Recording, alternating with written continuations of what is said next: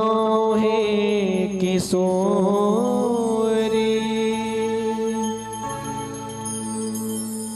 सुनो श्यामा प्यारी, सुनो हे किशोरी, सुनो श्यामा प्यारी। मैं तुमसे कृपा की नजर मांगती हूँ, मैं तुमसे कृपा की नजर मांगती हूँ। सुनो हे किशोरी, सुनो श्याम प्यारी, सुनो हे किशोरी, सुनो श्याम प्यारे।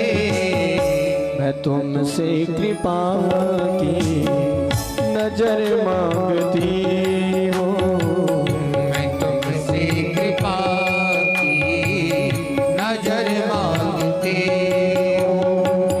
रहूं तेरे चरणों की बन के मैं दासी, रहूं तेरे चरणों में बन के मैं दासी। मैं तुमसे यही एक वर मांगती हूँ, मैं तुमसे यही एक वर मांगती हूँ।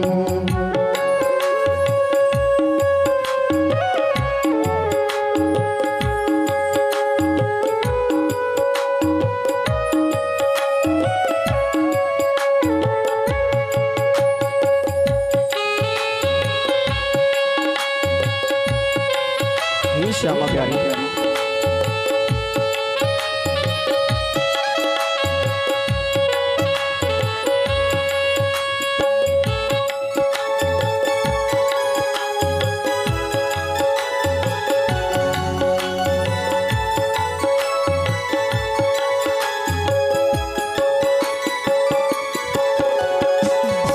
नहीं है तमन्ना मुझे माल और खजाने की, नहीं है तमन्ना मुझे माल और खजाने की। नहीं है तमन्ना मुझे माल और जर की, नहीं है तमन्ना मुझे माल और जड़ की।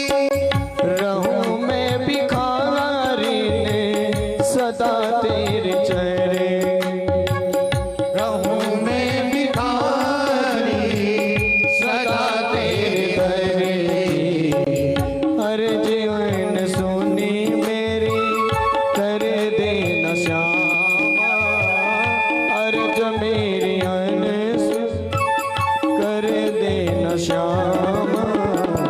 जमाने की खुशियाँ अगर मांगती हूँ,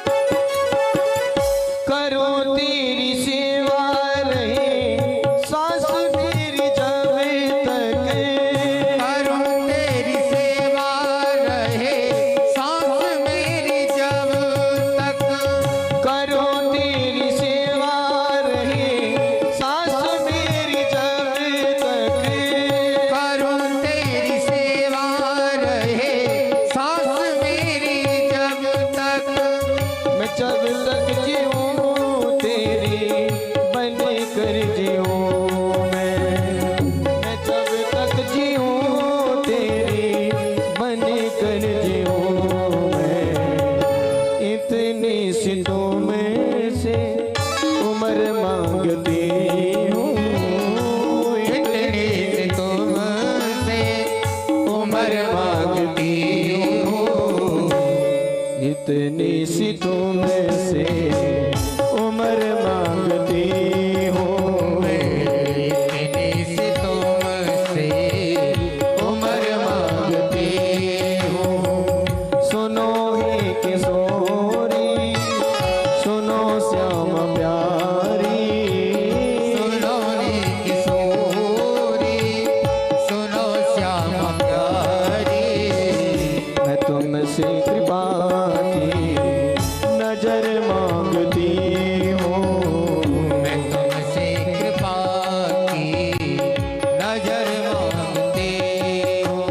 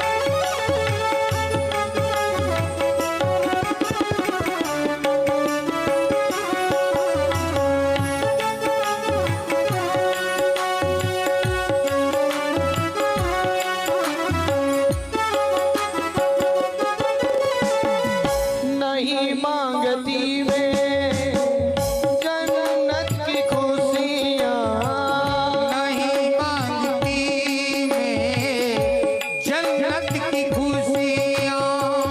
नहीं मांगती मैं जन्नत की खुशियाँ।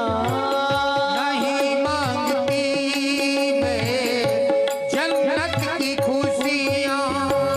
हो तेरे चरणों में मेरी सारी दुनिया, हो तेरे चरणों में मेरी सारी दुनिया। जहाँ नाम तेरे क्या रे बहती हो गंगा, जहाँ नाम तेरे की बहती हो गंगा। मैं दास तुम्हीं से वो घर मांगती हूँ।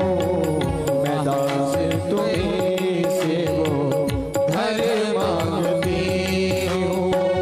सुनो हे किशोरी, सुनो श्याम प्यारी, सुनो हे किशोरी, सुनो श्याम प्यारी। मैं तुमसे कृपा की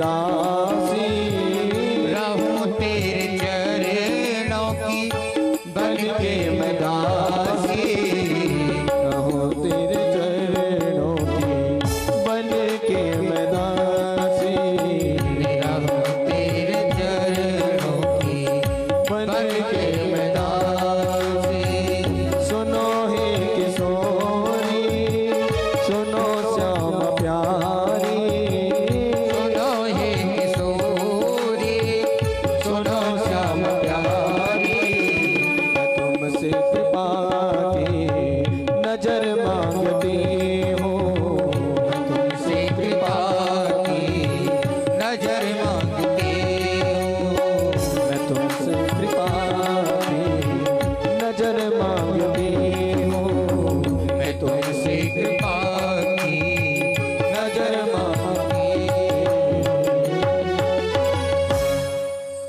बोलो वृंदावन बिहारी लाल की सबसे पहले श्री गणपति महाराज जी के चरणों में हमारा वंदन।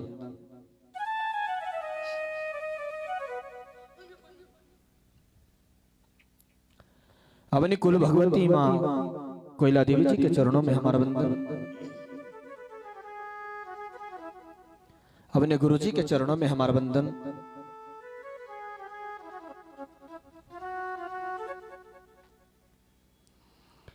ठाकुर जी के चरणों में हमारा वंदन। सुखदेव जी महाराज जी को हमारा वंदन। व्यास जी महाराज जी को हमारा वंदन। सूत जी महाराज जी को हमारा वंदन। सौनक आदि 88 हजार ऋषि मुनियों को हमारा वंदन। स्वर्ग नगरी के सभी देवी देवताओं को हमारा वंदन। माँ भगवती अभा मैया जी को हमारा वंदन। यहाँ के समस्त देवी देवताओं को हमारा वंदन। और आप सभी कथा प्रेमियों को भगवान के भक्तों को मेरा कोटि कोटि वंदन। बोलो जय श्री कृष्ण।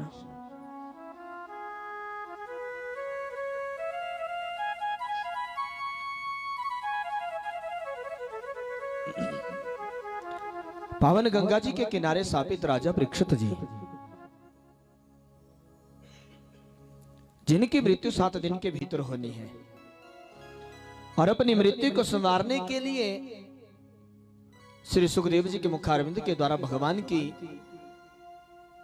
मोक्षदायिनी कल्याणकारी श्रीमद् भागवत कथा का रसपान कर रहे हैं। नैमिषारण्य में सौनक आदि 88 हजार ऋषि मुनि श्री सूत जी के मुखारविंद के द्वारा भगवान की कथा का श्रवण कर रहे हैं। और आप सभी भगत यहाँ इस पावन गृह में, इस पावन गृह के प्रांगण में बैठ करके श्रीमद् भागवत कथा का रसपान कर रहे हैं। आप सभी को मैं ये बता दूं कि जो श्रीमद् भागवत की कथा यहाँ इस प्रांगण में हो रही है, ये कथा स्वर्गीय श्री बीरबल सिंह जी और स्वर्गीय श्री वजीर चंद जी की मोक्ष कामना हेतु यहाँ पे श्रीमती रसकुंभला देवी और उनकी बड़ी पुत्री सालू, पुत्र सचिन और उनकी बहू नीतिका, दूसरी बेटी उनकी शिल्पा, उनके पति जीवेश वर्मा, उनके पुत्र हैं अश्वत अग्रज वर्मा जी। ये सभी यहाँ इस श्रीमद् भागवत कथा में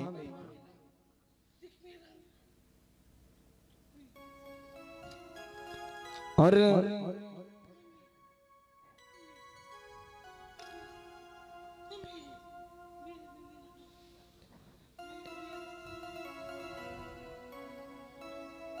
श्रीमती रसकुंभला जी की सासू माता जी हैं,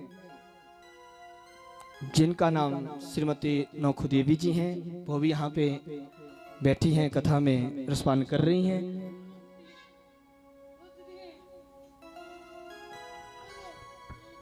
ये श्रीमद् भागवत की कथा जो होती है, ये मोक्ष को प्राप्त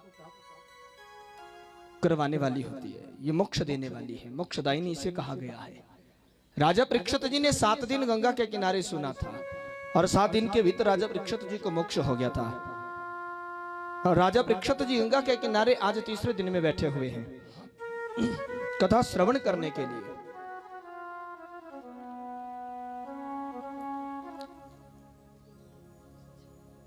आपने कथा में पिछले कल सबसे पहले महर्षि वेदव्यास जी के मंगलाचरण की कथा को सुना। देवर्षि नारद जी के द्वारा अपनी आप बीती महर्षि वेदव्यास जी को सुनाना, इस कथा को आपने पिछले कल श्रवण किया था। द्रौपदा के 5 पुत्रों की हत्या अश्वत्थामा के द्वारा किए जाना, इस कथा को आपने सुना था। और आपने कथा में सुना राजा परीक्षित जी के जन्म की कथा को, पांडवों के स्वर्गारोहण की कथा को,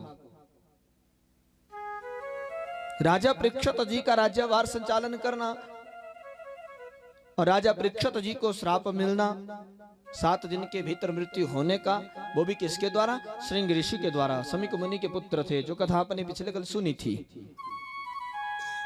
जब राजा परीक्षित जी को इस बात का पता चला था तो राजा परीक्षित जी अपना राजपाट, धन, पुत्र, स्त्री सब कुछ त्याग करके गंगा के किनारे आकर के बैठ गए थे।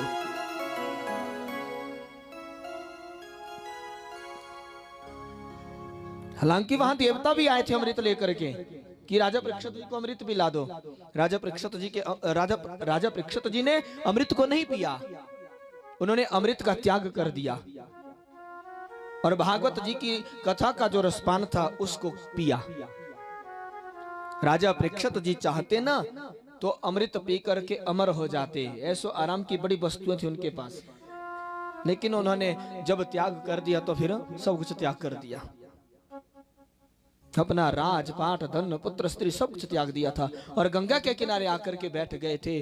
तो वहीं श्री सुखदेव जी महाराज जी का आगमन भी हुआ था और श्री सुखदेव जी ने राजा परीक्षित जी को 7 दिन के भीतर मुक्ति देने वाली कथा को सुनाना प्रारंभ किया था। श्रीमद् भागवत की कथा के बारे में आपने पिछले कल सुना। सृष्टि विषयक प्रश्न हुआ, सृष्टि कैसे बनी, सृष्टि के बारे में सुना। सबसे पहले 4 ऋषि कुमार हुए, फिर रुद्र की उत्पत्ति हुई, फिर 10 प्रजापति हुए। जब मानसिक सृष्टि नहीं टिक रही थी तो ब्रह्मा जी को चिंता हुई, तो ब्रह्मा जी का शरीर 2 भागों में फट गया। एक भाग के मनु महाराज और दूसरे भाग की रानी शत्रुपा हो गई। हिरण्याक्ष का उद्धार किया वारा भगवान ने और पृथ्वी को पानी के ऊपर स्थापित किया। उसी पृथ्वी के ऊपर सारी प्रजा को बसाना शुरू कर दिया। मनु महाराज और शत्रुपा से 3 पुत्रियां और 2 पुत्र हुए। 3 पुत्रियां हुई आकुति, देवहूति, प्रसूति। 2 पुत्र हुए प्रियव्रत और उत्तानपाद। देवहूति की कथा आपने पिछले कल सुनी। कर्दम ऋषि को ब्याही गई थी और कर्दम ऋषि जी ने देवहूति से 9 कन्याओं को प्राप्त किया था और कपिल देव भगवान को पुत्र के रूप में प्राप्त किया था। कर्दम ऋषि जी ने संन्यास ले लिया था।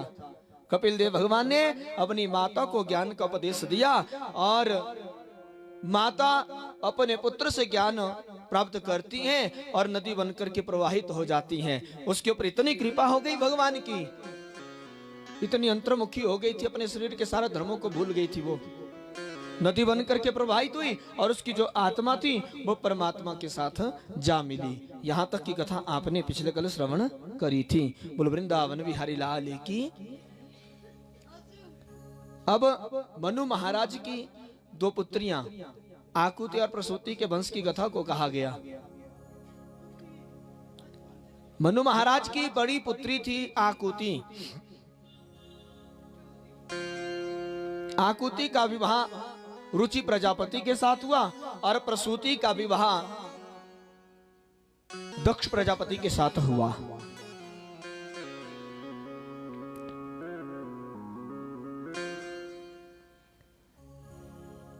ये जो आकुति थी रुचि प्रजापति को ब्याही गई थी। रुचि प्रजापति ने आकुति के गर्भ से एक पुत्र को प्राप्त किया जिसको मनु महाराज अपने साथ अपने घर ले गए। फिर एक कन्या को उत्पन्न किया, वो कन्या रुचि प्रजापति के घर में रही। ये जो पुत्र हुआ था, ये स्वयं यज्ञ भगवान थे। कौन थे? यज्ञ भगवान। और ये जो कन्या थी, ये कन्या दक्षिणा थी। भगवान श्री नारायण यज्ञ बनकर के रुचि प्रजापति के घर में आए थे और लक्ष्मी दक्षिणा बनकर के रुचि प्रजापति के घर में आई थी। यज्ञ भगवान मनु महाराज के पास चले गए और दक्षिणा रुचि प्रजापति के घर में रही। और आगे चल करके दक्षिणा का यज्ञ के साथ विवाह हो गया। बिना यज्ञ के दक्षिणा नहीं होती और बिना दक्षिणा के कोई यज्ञ ही नहीं होता। यज्ञ साक्षात भगवान विष्णु और दक्षिणा लक्ष्मी। इनके आगे चलकर के 12 पुत्र हुए।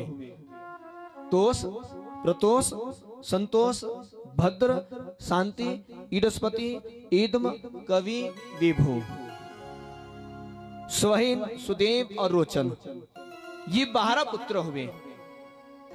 जहां यज्ञ और दक्षिणा रहते हैं वहां इनके ये 12 पुत्र भी रहते हैं, अर्थात यज्ञ की 12 वस्तुएं।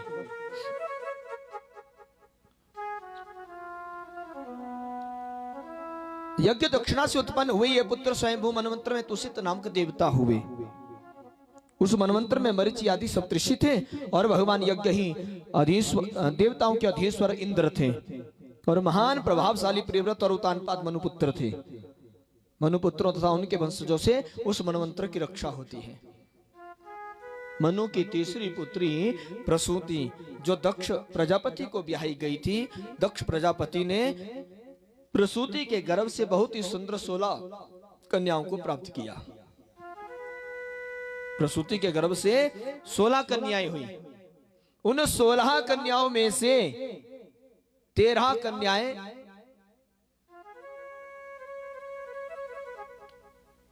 धर्म को दी थी। 13 कन्याओं का विवाह धर्म से करवा दिया। और 14वें नंबर की जो कन्या थी उसका नाम था स्वाहा, वो ब्याही गई अग्निदेव को। 15वें नंबर पे थी स्वधा, वो ब्याही गई पितरों को। 16वें नंबर पे थी सती, वो सती भगवान शंकर को ब्याही गई। इन्हीं से ये सारा संसार जो है भर गया। धर्म की 13 पत्नियां थी। उन 13 पत्नियों से एक एक पुत्र धर्म के यहां उन पत्नियों से हुए। 13वीं पत्नी थी मूर्ति। धर्म की जो 13वीं पुत्री मूर्ति थी, मूर्ति और धर्म का संयोग से साक्षात नर नारायण भगवान का अवतार हुआ था। बोलो नर नारायण भगवान की जय। सारी पृथ्वी में आनंद छा गया था।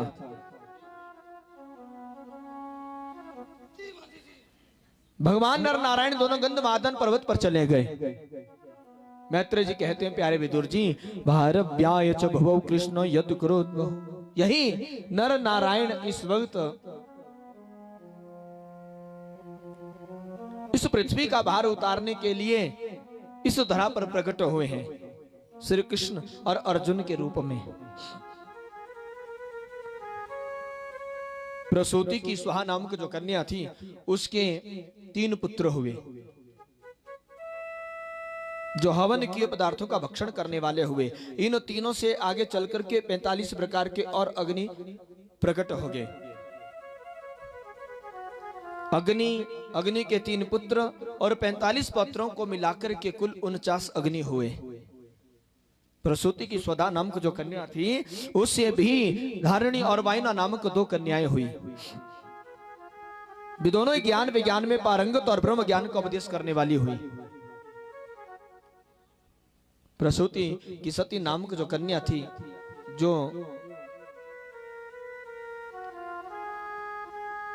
महादेव को ब्याही गई थी, उसके अनुरूप अपना कोई भी पुत्र नहीं हुआ। बोले कारण क्या था? बोले अपने पिता के यज्ञ में जाकर के इसने अपने प्राणों की आहुति दे दी थी। भगवान शंकर का और दक्ष का आपस में मनमुटाव जो हो गया था उसके कारण। मैत्रेय जी कहते हैं प्यारे विदुर जी, कर्दम जी और देवहूति की जो 9 कन्याएं थी जिनकी कथा मैं आपको सुना चुका हूं, वो 9 कन्याएं 9 ब्रह्म ऋषियों को प्राप्त हुई, जिनका विवाह ब्रह्मा जी ने करवा दिया था। उन 9 कन्याओं में सबसे बड़ी कन्या थी कला। ये कला नामक कन्या ब्याही गई मरीचि ऋषि को। उसे कश्यप और पूर्णिमा नामक 2 पुत्र हुए। इन्हीं से ये सारा संसार जो है जगत भर गया। करदम जी की दूसरी कन्या हुई अनुसुईया, ये अत्रि जी को ब्याही गई। जब ब्रह्मा जी ने इन दोनों को सृष्टि रचने का आदेश दिया तो दोनों ऋचकुल नामक पर्वत पर चले गए और वहां जाकर के तप करना शुरू कर दिया। तप करते करते जब तीनों देव प्रसन्न हुए तो तीनों देव प्रकट हुए और तीनों देवों ने माता अनुसुईया और अत्रि जी को वरदान दिया कि हमारे फलस्वरूप, हमारे अंश से तुम्हारे घर में एक एक पुत्र होगा। शंकर ब्रह्मा कहते हैं मेरे वरदान से तुम्हारे घर में चंद्रमा होंगे। भगवान विष्णु कहते हैं मेरे अंश से तुम्हारे घर में दत्तात्रेय होंगे। और भगवान शंकर बोले मेरे अंश से तुम्हारे घर में महर्षि दुर्वासा होंगे। कथा और भी आती है बीच में। ये जो अनुसुईया थी ना, पतिव्रता थी। एक दिन देवर्षि नारद जी का आना हुआ अनुसुईया के घर में और अनुसुईया ने खूब स्वागत किया देवर्षि नारद जी का। बैठने के लिए सुंदर आसन दिया और अनुसुईया ने क्या किया, देवर्षि नारद जी के लिए सुंदर सुंदर पकवान बनाए और देवर्षि नारद जी ने वो सुंदर सुंदर पकवान खाए, ग्रहण किए। वो पकवान ग्रहण किए। इतने स्वादिष्ट वो पकवान थे कि देवर्षि नारद जी तीनों देवियों के हाथों का स्वाद भूल गए। इतना स्वादिष्ट वो व्यंजन बनाए थे अनुसुईया ने। और फिर व्यंजन ग्रहण करके देवर्षि नारद जी चल पड़े। अब जब देवर्षि नारद जी जा रहे थे आकाश मार्ग से, प्रसन्न होते हुए जा रहे थे और गाते हुए जा रहे थे। केवल कि गान तो देवर्षि नारद जी करते हैं।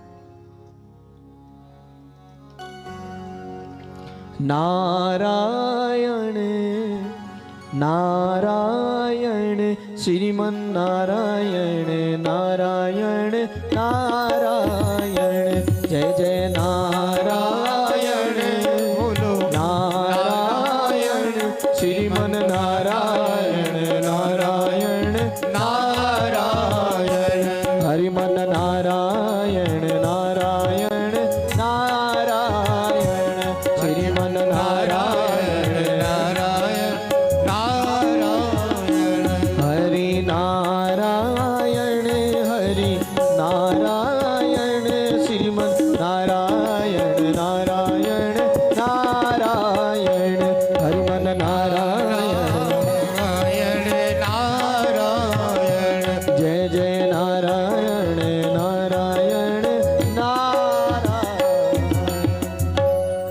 नारायण नारायण गाते हुए देवर्षि नारद जी जा रहे थे तो बीच रास्ते में तीनों देवियां मिल गईं और तीनों देवियां देवर्षि नारद जी से कहती हैं, अरे देवर्षि नारद जी आज इतना प्रसन्न होकर के कहां से आ रहे हो, कहां से आ रहे हो? देवर्षि नारद कहते हैं, देवियों आज मैं अनुसुईया अत्रि जी के आश्रम से आ रहा हूं। अच्छा, बोले हाँ। बोले ऐसा क्या खिला दिया जो इतना प्रसन्न होकर के जा रहे हो? बोले इतने स्वादिष्ट व्यंजन पकाए थे ना, आज तक मैंने वैसा भोजन कहीं ग्रहण किया ही नहीं। तीनों देवियों को उकसा दिया, भड़का दिया उनको। देवियों तुम्हारे हाथ का स्वाद भी मैं भूल गया, इतना स्वादिष्ट भोजन था उसके हाथों का। तीनों देवियां देवर्षि नारद जी के कहने पर अपने अपने पतियों के पास चली गई और अपने अपने पतियों के पास जाकर के अपने अपने पतियों से कहा कि जाओ अनुसुईया के पतिव्रत धर्म का पालन, उसकी परीक्षा लो, कैसा पालन करती है अपने पतिव्रत धर्म का, और उसके घर का भोजन भी ग्रहण करके आओ, कैसा भोजन वो बनाती है। तीनों देव अपनी अपनी पत्नियों के कहने पर माता अनुसुईया के आश्रम में चले गए भिक्षुक बन करके और बाहर भिक्षा मांगने लगे। भवती भिक्षाम देहि। अनुसुईया बाहर आई, भिक्षुकों को देखा, बैठने के लिए आसन दिया। कहो महाराज क्या सेवा करूं? बोले देवी भूख लगी है, हमारे भोजन की व्यवस्था कर दो। अनुसुईया कहती है ठीक है, अभी मैं आपके भोजन की व्यवस्था करती हूँ। अनुसुईया जब जाने लगी तो तीनों देव कहते हैं, अरे देवी हम तेरे हाथ का भोजन तभी ग्रहण करेंगे जब तुम नग्न अवस्था में भोजन पकाओगी। अब नग्न अवस्था में भोजन पकाने के लिए अनुसुईया को कहा, तो अनुसुईया पतिव्रता थी, कैसे न तीन भिक्षुकों के सामने अपने वस्त्र उतारे। उसने भी क्या किया, भीतर गई रसोई घर में और जल लेकर के आई और उस जल को अपने पतिव्रत धर्म से अभिमंत्रित किया और तीनों देवों के ऊपर छिड़क दिया। तीनों देवों के ऊपर छिड़क दिया। और जब तीनों देवों के ऊपर वो जल छिड़का तो तीनों देव छोटे छोटे लाला बन गए और छोटे छोटे लाला बन करके उनको एक पलना तैयार किया, उस पलने में डाल दिया। अब पलना भी झुला रही हैं, कभी गोद में ले रही हैं, कभी भोजन पका रही हैं। बड़ा ही सुंदर वो दृश्य था उस टाइम उसमें। माता अनुसुईया ने डाल दियो पालना, माता अनुसुईया ने डाल दियो पालना, झूल रहे तीनों देव बन करके लालना, झूल रहे तीनों देव बन करके लालना। माता अनुसुईया ने डाल दियो पालना, माता अनुसुईया ने डाल दियो पालना, झूल रहे तीनों देव बन करके लालना, झूल रहे तीनों देव बन करके लालना, झूल रहे तीनों देव बन करके लालना, झूल रहे तीनों देव बन करके लालना।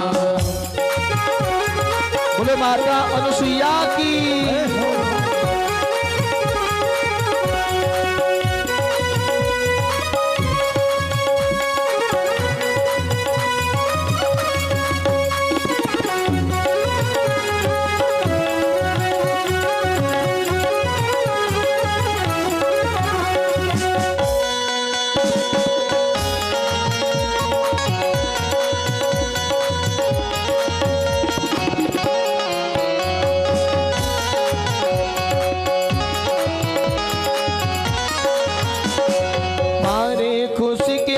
फूली न समाती, मारे खुशी के माता फूली न समाती, मारे खुशी के माता फूली न समाती, मारे खुशी के माता फूली न समाती। वो गोद में लेती कभी झूला झूलाती, वो गोद में लेती कभी झूला झूलाती, हाँ गोद में लेती कभी झूला झूलाती, गोद में लेती कभी झूला झूलाती। कौन करे आज मेरे, कौन करे आज मेरे भाग्य की सराहना, कौन करे आज मेरे भाग्य की सराहना, झूल रहे तीनों देव बन करके लालना, तीनों देव बन करके लालना, झूल रहे तीनों देव बन करके लालना, तीनों देव बन करके लालना।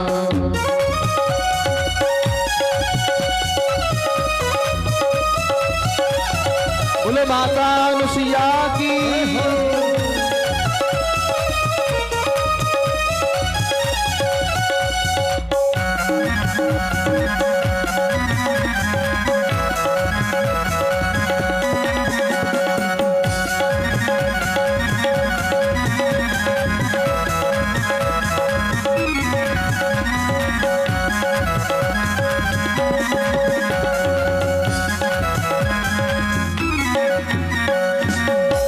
वो मेरे घर आए मुझे देने बड़ाई, मेरे घर आए मुझे देने बड़ाई, वो मेरे घर आए मुझे देने बड़ाई, मेरे घर आए मुझे देने बड़ाई। आकर के भूल गए सारी चतुराई, आकर के भूल गए सारी चतुराई। भारत की देवियों से,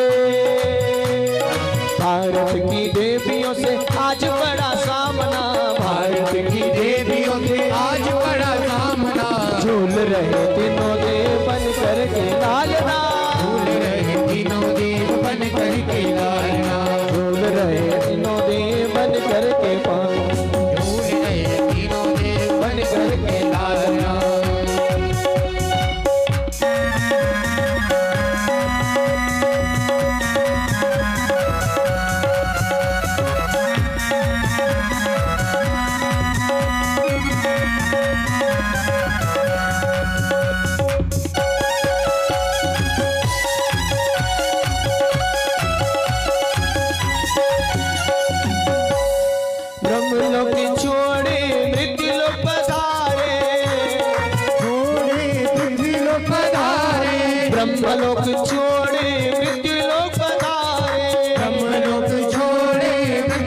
पधारे, ऋषियों की कुटिया में करते गुजारे, ऋषियों की कुटिया में करते गुजारे। वो नाच रहा तन मन,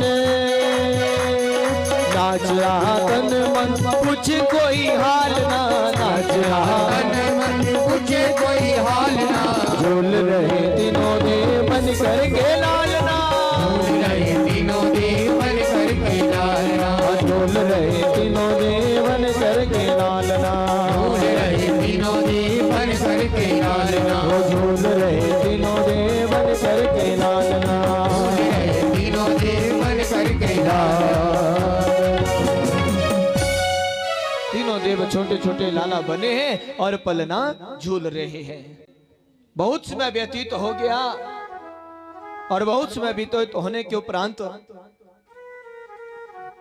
जब तीनों देव अपने अपने लोक में नहीं गए ना, तो तीनों देवियों को चिंता हो गई कि हमारे देव अनुसुईया की परीक्षा लेने के लिए गए थे, अभी तक वापिस ही नहीं आए। तीनों देवियां देवऋषि नारद को याद करती हैं। देवऋषि नारद जी तीनों देवियों के पास पहुंच जाते हैं। कहो देवियों, मुझे क्यों याद किया? देवियां कहती हैं, देवऋषि नारद जी, आपके कहने पर हमने अपने अपने पतियों को अनुसुईया की परीक्षा लेने के लिए भेजा था, अब वो वापिस ही नहीं आए, अभी तक वापिस ही नहीं आए।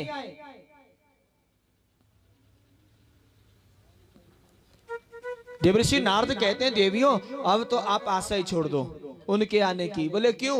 बोले माता अनुसुईया ने आपके देवों को छोटे छोटे लाला बना दिया है और पलने में डाल करके उस पलने को झुला रही है। छोटे छोटे लाला बने हैं वो। तीनों देवियां कहती हैं, देवऋषि नारद जी, उनको लाने का कोई उपाय तो होगा? बोले एक उपाय है। बोले कैसा? अगर तुम तीनों देवियां अनुसुईया के पास जाएं और अनुसुईया से अपनी भूल की क्षमा मांगे, तो अनुसुईया जब प्रसन्न हो जाए अपने पतियों को मांग लेना। अनुसुईया पतिव्रता है, वो तुम्हारे पतियों को तुम्हें सौंप देगी। देवऋषि नारद जी के कहने पर तीनों देवियां अनुसुईया के आश्रम में चली गई। अनुसुईया उस वक्त आश्रम में थी और अपने उन लालाओं को पलने में डालकर के पलना झुला रही थी। तीनों देवियां पहुंची और तीनों देवियां कहती हैं, हे माता अनुसुईया, हमारे अपराध को क्षमा करो, हमारे कहने पर ही हमारे पति आपकी परीक्षा लेने के लिए आए थे। आप हमसे भूल हुई, जो आपकी परीक्षा लेने के लिए हमने अपने अपने पतियों को भेजा, हमें क्षमा करो और हमारे पतियों को हमें वापिस कर दो। उतने में देवऋषि नारद जी भी आ गए। उतने में नारद जी कुटिया पधारे, देवों को देख देख मन में हर्ष आए। सती जी ने देवियों की, सती जी ने देवियों की पूरी कर दी कामना। सती जी ने देवों की पूरी कर दी कामना। झूल रहे तीनों देव बन करके लालना, झूल रहे तीनों देव बन करके लालना, वो झूल रहे तीनों देव बन करके लालना, झूल रहे तीनों देव बन करके लालना। क्षमा मांगती हैं तीनों देवियां अनुसुईया से। अपने अपने पतियों को वापिस मांगा, अपने भूल की क्षमा मांगी। अनुसुईया प्रसन्न हुई। अत्रि जी भी आ गए। अत्रि जी ने भी उन्हें उनके पतियों को वापिस कहने के लिए अनुसुईया को कह दिया।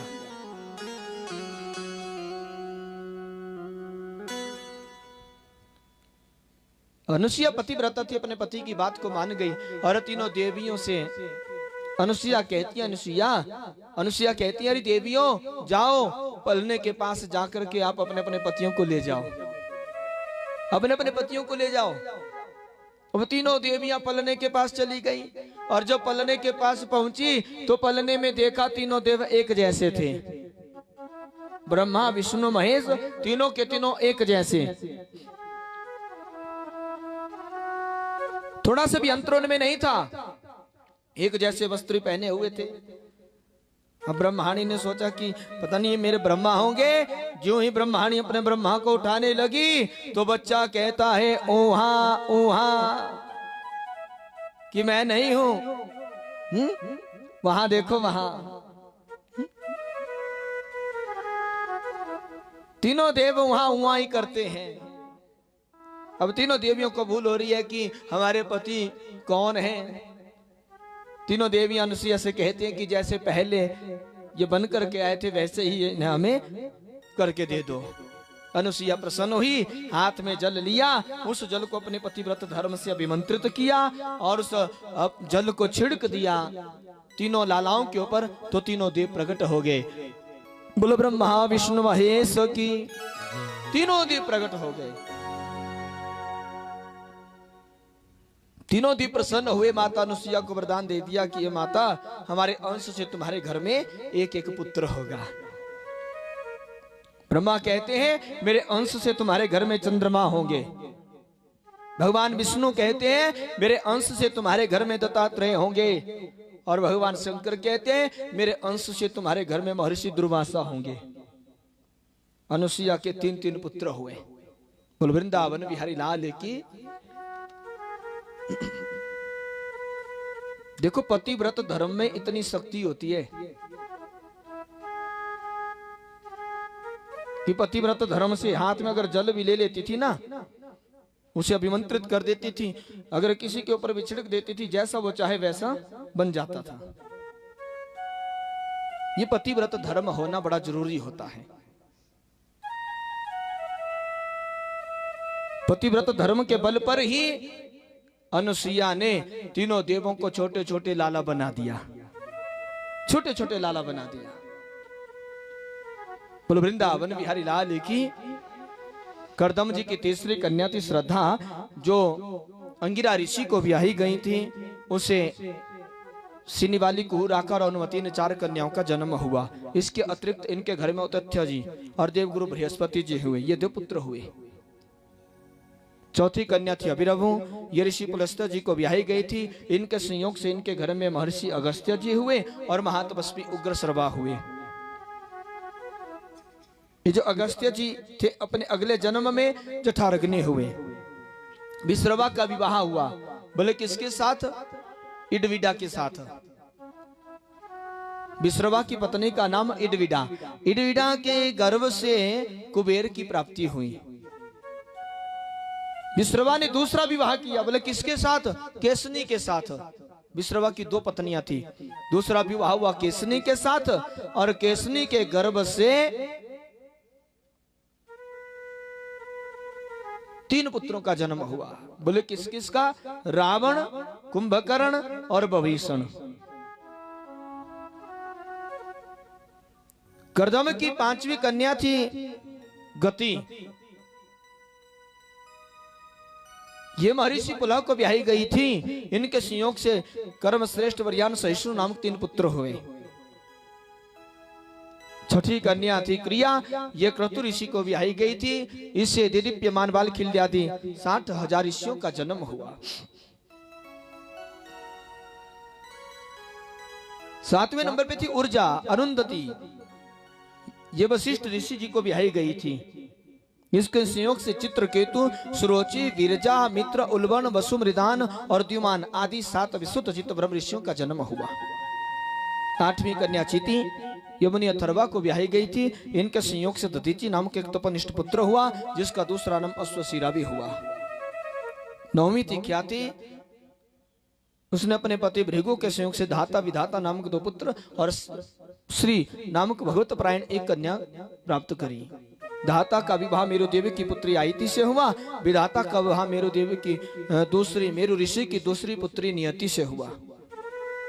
धाता आयति के आगे चलकर के मृकंड हुए। मृकंड का पुत्र हुआ आगे चलकर के मार्कंडे। और मार्कंडे के प्राण के वेदशिरा का जन्म हुआ। मुनिवर वेदशिरा का जन्म हुआ।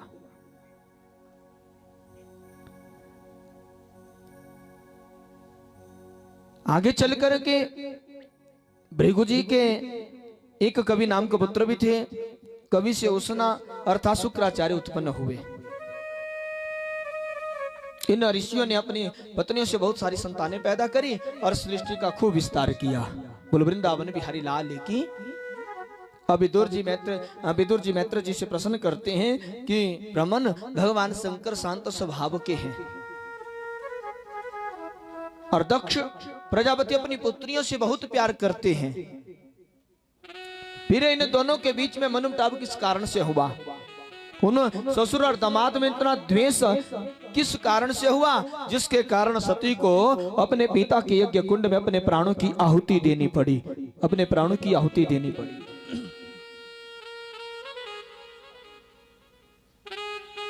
मैत्र जी ने कहा, प्यारे विदुर जी, इधर सुखदेव जी कहते हैं, प्यारे परीक्षित जी सुनो, पहले एक बार ना प्रजापतियों के यज्ञ में सब बड़े बड़े देवता आए, ब्रह्मा विष्णु भगवान शंकर उस यज्ञ में आए हुए थे और भी बड़े बड़े देवता आए हुए थे। क्या हुआ? अब उस यज्ञ में दक्ष का आना हुआ और जब दक्ष यज्ञ में पधारे तो सभी देवता दक्ष का सम्मान करने के लिए अपने अपने आसन के ऊपर खड़े हो गए।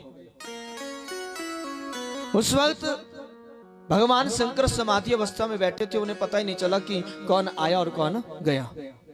समाधि अवस्था में थे। जब दक्ष सभा में प्रवेश करता है, जब भगवान शंकर को नीचे बैठे हुए देखा तो ये दक्ष भगवान शंकर को देख करके भगवान शंकर से कहता है, अरे इस शंकर को इतना भी पता नहीं कि जब कोई बड़ा या बूढ़ा सामने आता हो तो उसको सम्मान देने के लिए खड़ा होना पड़ता है। ये मेरा दामाद है, मैं इसका ससुर हूं और मुझे सम्मान नहीं करता। मैंने भूल कर दी जो इसे अपनी बेटी दे दी। मैं तो इसे अपनी बेटी भी नहीं देना चाहता था, लेकिन पिताजी के कहने पर मैंने इसे अपनी बेटी भी ब्याह दी। अनेक प्रकार से ये दक्ष भगवान शंकर का अपमान करने लगा। भगवान शंकर ने एक भी शब्द अपने मुख से नहीं कहा, बिल्कुल शांत रहे भगवान शंकर।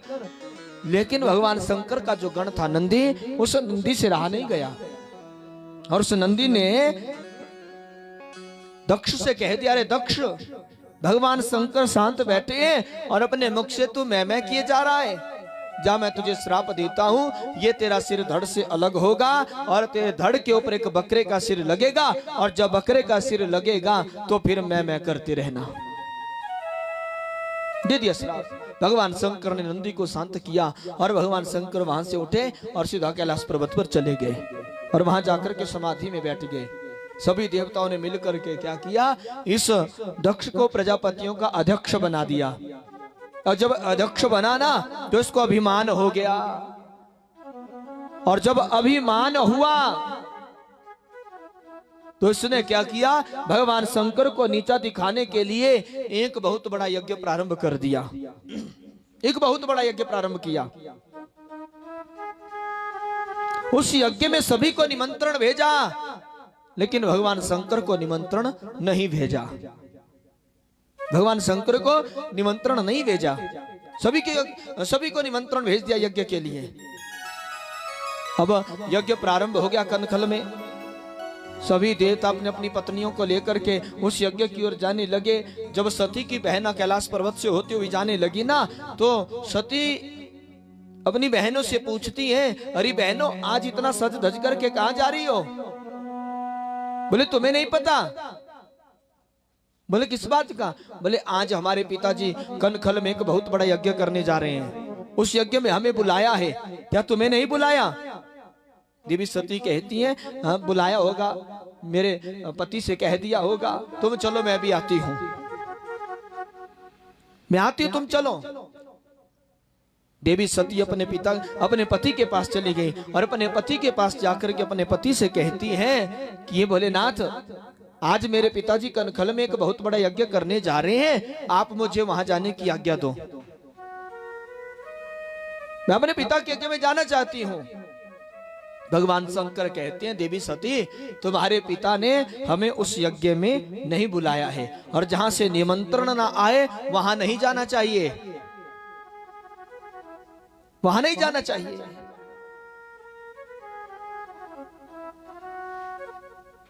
सती कहती है बोले पिताजी, हाँ सती कहती है पिताजी हमें बुलाना भूल गए होंगे। वैसे भी एक बेटी कभी भी अपने पिता के घर में आ जा सकती है, उसको कोई निमंत्रण की जरूरत नहीं होती। आप मुझे जाने की आज्ञा दो। भगवान शंकर ने बहुत समझाया उसको। भगवान शंकर जानते थे देवी सती चली तो जाएगी लेकिन फिर वापिस नहीं आएगी। बहुत समझाया लेकिन नहीं मानी। ये जो सती थी ना, इस सती का भगवान शंकर ने त्याग भी कर दिया था एक बार। भले कहा एक समय की बात है, भगवान शंकर देवी सती के साथ दंडकारण्य वन में चले गए। दंडकारण्य वन में महर्षि अगस्त्य जी का आश्रम था और अगस्त्य जी के पास जाकर के वो राम कथा को सुना करते थे। अगस्त्य ऋषि जी ने भगवान शंकर से कहा, बोले प्रभु जिन राम की आजकल आप यहाँ पे कथा सुन रहे हैं ना, वो राम आजकल यहीं इसी वन में आए हुए हैं। भगवान शंकर कहते हैं मेरे आराध्य इस वन में आए हैं, पहले मैं अपने आराध्य का दर्शन करना चाहता हूँ। भगवान शंकर के जो आराध्य देव है ना, वो है राम, और राम के आराध्य हैं भगवान शंकर। और भगवान शंकर ने कथा को यहीं पे विश्राम दे दिया। देवी सती को साथ लेकर के जिस ओर प्रभु श्री राम ठहरे थे उस ओर चल पड़े। और चलते चलते चलते चलते अब दूर से ही भगवान शंकर को श्री राम जी दिखाई पड़े और झाड़ियों में छुप करके ही भोलेनाथ जी ने प्रभु श्री राम को प्रणाम किया। प्रणाम किया जब तो क्या हुआ, देवी सती के मन में विचार आना शुरू हुआ। देवी सती सोचने लगी कि मेरे जो पति हैं वो त्रिलोकीनाथ, तीनों लोकों के नाथ हैं, और एक साधारण मानव को वो प्रणाम कर रहे हैं।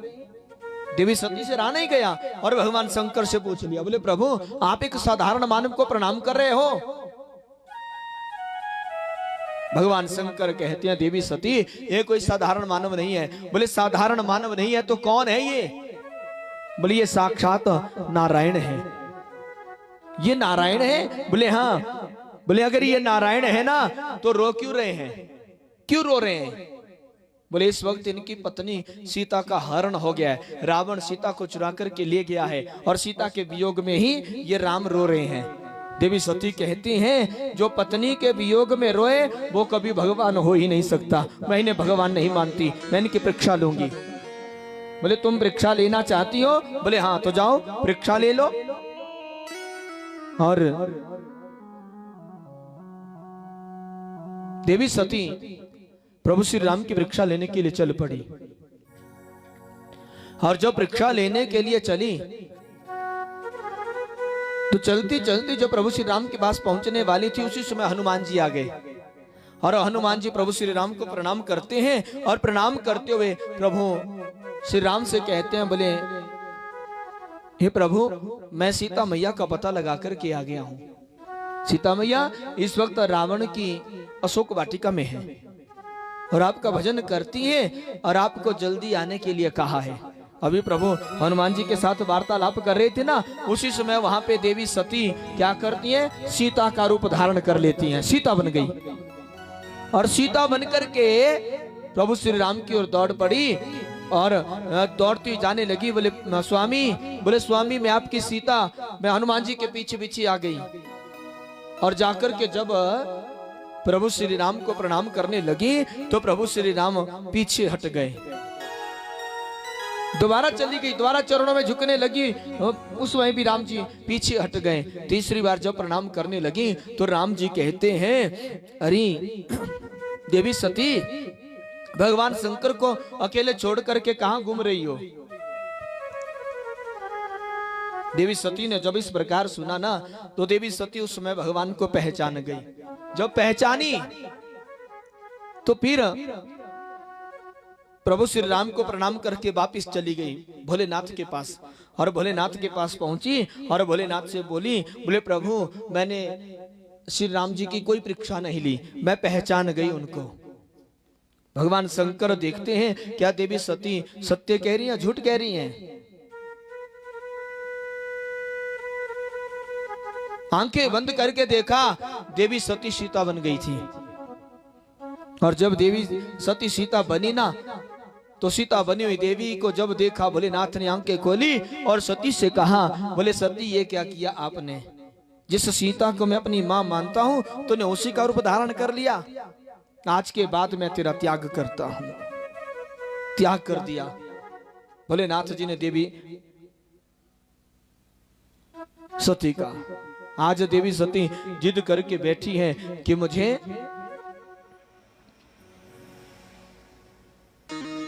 अपने पिता की यज्ञ में जाना है। जब देवी सती नहीं मानी तो देवी सती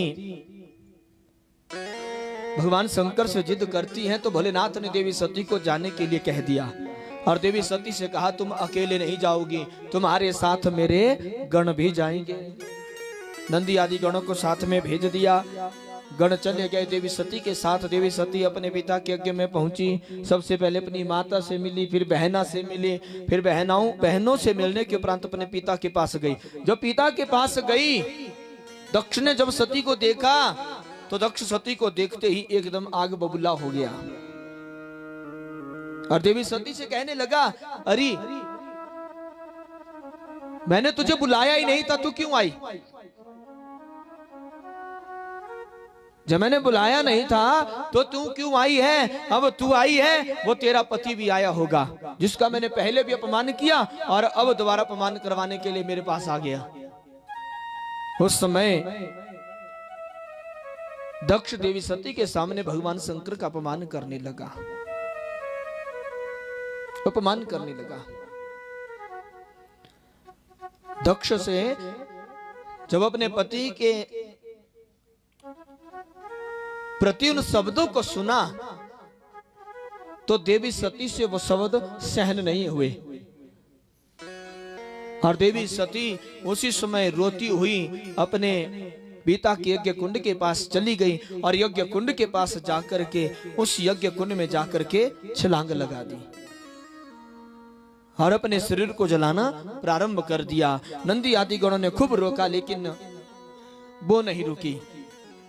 नंदी आदि गण भोलेनाथ के पास चले गए। बोले प्रभु, देवी सती इस वक्त अपने पिता के यज्ञ कुंड में जल करके भस्म हो रही है। जब भोलेनाथ जी ने ये बात सुनी तो उसी समय भगवान शंकर की समाधि टूटी। क्रोध आया प्रभु को और क्रोध में आकर के अपनी जटाओं को खोल दिया। एक जटा को लिया, नीचे फेंक दिया उखाड़ करके। एक वीरभद्र नाम का गण प्रकट हो गया। उस वीरभद्र से कहा कि वीरभद्र जाओ, अपनी पूरी सेना लेकर के जाओ और उस दक्ष के यज्ञ को विध्वंस कर दो और उस दक्ष का सिर धड़ से लग करके उस सिर को यज्ञ कुंड में डाल दो। रहने दो, यज्ञ कुंड में डाल दो। अब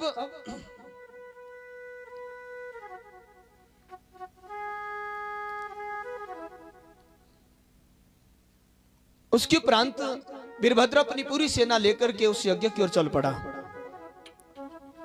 जब यज्ञ की ओर चला तो वहां जाते उसने वहां पे प्रलय मचाना शुरू कर दिया। भगवान शंकर भी उस यज्ञ में पहुंचे और वहां पहुंच करके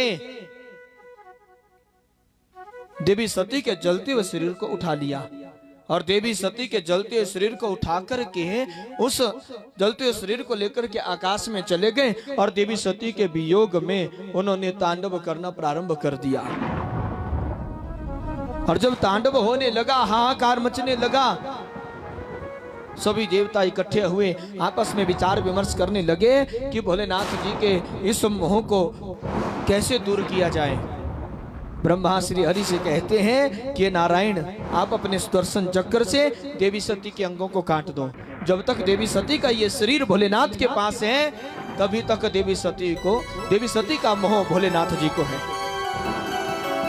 जब ये शरीर उनसे छूट जाएगा तो उनका मोह दूर हो जाएगा।